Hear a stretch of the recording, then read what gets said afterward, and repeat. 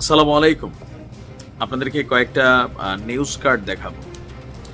আর এই নিউজ কার্ডগুলো দেখলে আর যে গত ৪ দিন থেকে ৫ দিন যাবৎ বাংলাদেশের রাজনীতিতে যে নিউ ট্রেন্ড আসছে অথবা আগামী দিনে রাজনীতির মাঝে কি ঘটবে আপনি মোটামুটি ক্লিয়ার হয়ে যাবেন। অনেকে বলবেন যে ভাই আপনি হেডলাইন কি দিচ্ছেন? না, আমি কিন্তু হেডলাইন সঠিক দিয়েছি।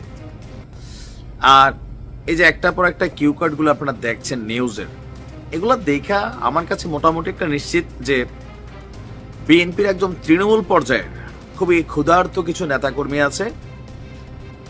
এরা মোটামুটি সিদ্ধান্ত নিয়েই নিছে যে ডক্টর মোহাম্মদ ইউনূসকে ক্ষমতায় আনবে। তো তারা কিভাবে আনবে, তাদের কি সেই ক্ষমতা আছে? আছে।